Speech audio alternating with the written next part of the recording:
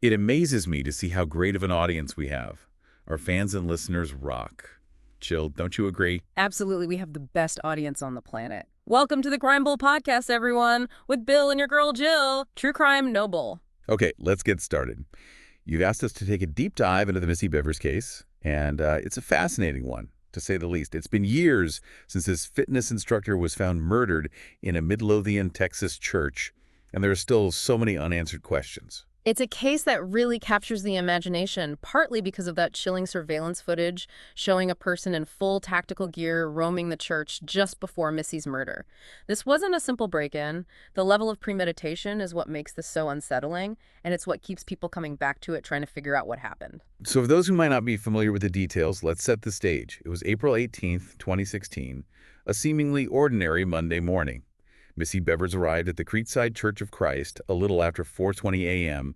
to prepare for her 5 a.m. boot camp class. And this is where things get eerie. Less than an hour later, people started arriving for the class only to find Missy's body. She had been brutally attacked with multiple puncture wounds. But what really struck investigators was that there were no signs of forced entry. So whoever killed Missy either had a key or was already inside the church waiting for her. Let's talk about that surveillance footage, because it's one of the most talked about aspects of this case. What exactly did the cameras capture? The footage shows an individual dressed head to toe in what appears to be police tactical gear. A helmet, gloves, a heavy jacket, something that looks like a bulletproof vest, the whole 9 yards. Even more unsettling, the word police is clearly visible on the back of the gear. Chilling stuff. But the suspect's face is completely obscured, right? Completely. The footage isn't great quality, and with the helmet and everything, it's impossible to make out any identifying features. In fact, even the suspect's gender is unclear, though most initial speculation leaned towards a male perpetrator. And what about the suspect's behavior? Did the footage reveal anything about what they were doing in the church? What's interesting is that the person moves in a very methodical way, not panicked or rushed. They open doors, peer into rooms, almost as if they're searching for something specific or familiarizing themselves with the layout. It's not the frantic movement you might expect from someone committing a random act of violence. Which points to premeditation. Okay, so we have a brutal murder, a mysterious suspect in tactical gear, and a seemingly locked church. What do we know about the actual murder weapon? And more importantly, what could the motives have been? The police haven't publicly confirmed the exact weapon, but the nature of Missy's injuries, those puncture wounds, suggests a sharp or pointed object was used. There's been a lot of speculation about a hammer or a pry bar, possibly even the one that some people think they can see the suspect carrying in the surveillance footage. But without concrete evidence, it's all just theory at this point. So we're left with a lot of unknowns. Why target Missy? Why the tactical gear? Why stage the scene to look like a burglary gone wrong when nothing was stolen? Those are the million-dollar questions, and that's what has fueled so many different theories over the years. Well, let's unpack some of those theories. The initial assumption, I believe, was that this was a burglary gone wrong. Right, that was a natural starting point, given the suspect's seemingly forced entry into various rooms in the church. But as you pointed out, nothing was actually taken. And the sheer brutality of the attack, the level of violence used, it just doesn't align with a typical burglary. So if not a random burglary, then what? Was this a targeted attack? That's the theory that gained the most traction.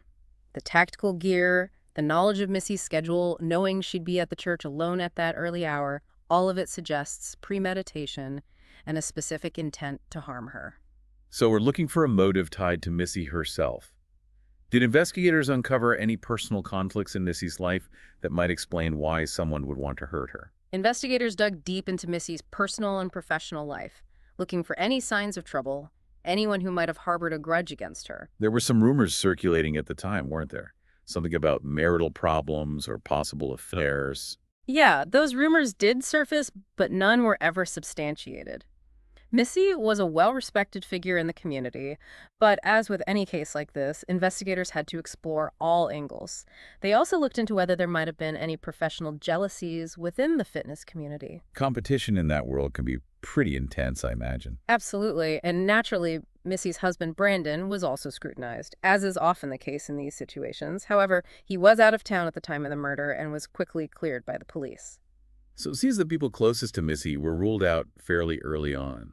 What about other leads? Was there anything that stood out to investigators as potentially significant? There was one particularly intriguing lead that emerged early in the investigation. A search warrant filed in the case mentioned a local sporting goods store called SWFA Outdoors. They sell firearms, tactical gear, you name it. So investigators were looking into whether the suspect might have purchased their gear there. That makes sense. Did they find anything connecting the suspect to that store? That's the thing.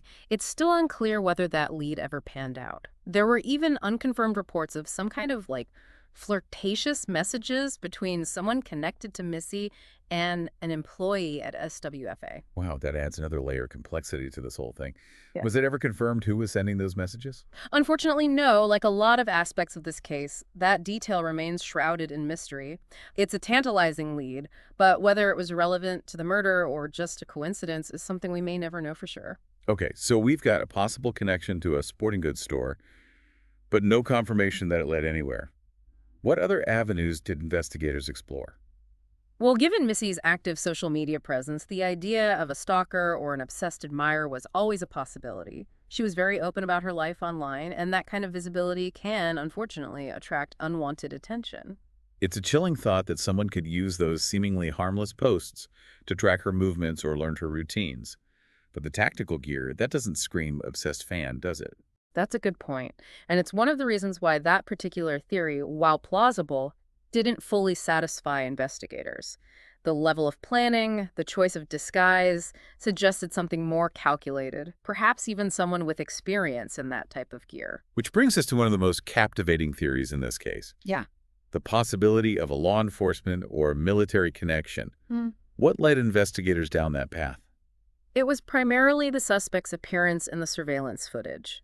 The way they moved, their familiarity with the tactical gear, it all suggested a level of training and experience that isn't common among the general public. The gear itself. It looked professional grade, not like something you'd just pick up at a surplus store. Exactly. And that detail, combined with the seemingly deliberate attempt to make the scene look like a burglary, led some people to speculate that the killer might have been trying to use their knowledge of police procedures to throw off the investigation. So did they ever find any concrete links to law enforcement or the military? That's the frustrating part. No. Despite extensive investigation, no direct connections were ever confirmed. It's like hitting a dead end every time you think you're getting close to an answer. It really is. And it's not for lack of effort. Investigators pored over Missy's social media, her phone records, her financial transactions, anything that might offer a clue as to who might have wanted her dead. They chased down countless leads, conducted hundreds of interviews, but nothing concrete ever materialized. It's hard to believe that with all the technology we have today, a case like this can remain unsolved for so long. It's a testament to how carefully this crime appears to have been planned and executed. Whoever killed Missy went to great lengths to conceal their identity and their motive. And unfortunately, in some cases, those efforts are successful, at least for a while. Well, we've talked about burglary, we've talked about personal conflicts, we've even touched on the possibility of a law enforcement connection. Are there any other theories that investigators considered? There are a couple more we haven't discussed yet, and they might surprise you. Remember how we talked about Missy's active presence on social media? Well, there's a theory that focuses specifically on her LinkedIn activity. LinkedIn? Really, that seems like an odd platform to be relevant to a murder investigation. You'd be surprised. It turned out that Missy had been communicating with a man on LinkedIn in the weeks leading up to her death. And according to some sources, the exchanges were fairly flirtatious. Okay, now that's interesting. So the theory is that this LinkedIn guy became obsessed with Missy, or maybe got jealous, and things escalated. That's one possibility. It's also possible that someone close to either Missy or this man discovered their messages and became enraged, leading to a crime of passion. Jealousy and revenge are powerful motives, that's for sure. But did investigators ever confirm whether this LinkedIn connection was actually significant? That's where things get murky again. Law enforcement has never officially linked those LinkedIn messages to Missy's murder. It's another piece of the puzzle that just doesn't seem to fit anywhere. Exactly. And it leads us to another intriguing possibility. What if we've been assuming the wrong gender for the killer all along? You're saying the killer could be a woman. That would certainly explain why the police haven't been able to link the tactical gear to a suspect. But the gear itself, the size, wouldn't that be a giveaway? Not necessarily. Remember, we don't get a clear view of the suspect in the footage. Their height has been estimated to be somewhere between 5'2" and 5'7". a range that could easily fit a woman, especially if they were wearing bulky gear to disguise their build. That's a good point. And it wouldn't be the first time a woman has been underestimated in a crime like this. Exactly. If we entertain the possibility of a female killer, it opens up a whole new set of potential motives. We could be looking at anything from a personal grudge to a romantic rivalry, or even that professional jealousy we talked about earlier within the fitness community. So we're back to square one in a way, with a whole new set of questions to consider. It's almost as if the more we learn about this case, the more complicated it becomes. It's definitely a case that keeps you guessing. So, with all these theories and possibilities swirling around, have there been any significant breaks in the case? Any progress towards finding Missy's killer? I wish I had better news, but unfortunately, no. Despite years of investigation, the Missy Bevers case, sadly, remains unsolved. Law enforcement has put an incredible amount of effort into this case.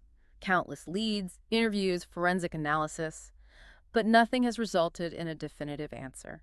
It's heartbreaking to think about. All that time, all that effort, and Missy's family and friends still don't have the answers they deserve. It's a difficult truth, and it speaks to the complexities of this case. Sometimes, despite our best efforts, some crimes remain mysteries. And this one, with its strange details and lack of a clear motive, is a stark reminder that real life doesn't always offer neat resolutions. It's frustrating for us as observers, but I can't imagine the toll this has taken on Missy's loved ones. To live with that constant uncertainty, that not knowing, it must be incredibly difficult. It is, and they've been so strong throughout this ordeal. They've never given up hope, and they continue to advocate for Missy, urging anyone with even the smallest piece of information to come forward. It's a reminder that even the smallest detail can sometimes be the key to cracking a case wide open. Maybe someone saw something that night near the church, or maybe someone has heard a rumor or a piece of gossip that they dismissed as insignificant at the time. Exactly. You never know what might be the missing piece of the puzzle. So if you're out there and you know something, anything at all that could be related to this case, please reach out to the Midlothian Police Department. Don't let fear or doubt hold you back. Your piece of information, no matter how small it might seem, could be the key to finally bringing peace to Missy's family and bringing her killer to justice. It's cases like this that really emphasize the importance of community involvement. Sometimes the police can't solve these crimes alone. They need the public's help, those extra eyes and ears that might have noticed something crucial. It's a reminder that we all have a role to play in keeping our community safe and seeking justice for victims like Missy. Absolutely. So let's recap what we've learned about this perplexing case. We've explored various theories: burglary gone wrong, a targeted attack motivated by personal conflict or jealousy, a possible connection to a sporting goods store, the idea of an obsessed stalker, even the possibility of a law enforcement connection or a female perpetrator. But despite all these angles, the central question remains: who killed Missy Bevers and why? It's a question that has haunted investigators, Missy's family, and the community of Midlothian for years. And it's a question that continues to fascinate and frustrate anyone who delves into the details of this case. It's a stark reminder that even in this age of advanced technology and forensic science, some crimes remain stubbornly unsolved. And it underscores the enduring power of mystery, the human need to find answers, to make sense of the senseless. The Missy Bevers case is a tragic story, a puzzle with missing pieces, a reminder that justice isn't always swift or easy. But it's also a story of resilience, of a family's unwavering love, and a community's determination to keep the memory of a beloved fitness instructor alive. And perhaps someday those efforts will lead to the break this case needs, and Missy Bevers will finally get the justice she deserves. We can only hope. Well, this deep dive has certainly given us a lot to think about. It's a case that stays with you, that makes you question everything you thought you knew about crime and justice. It's a case that reminds us that the truth is often elusive, but the search for it is always worthwhile. True crime, no bull.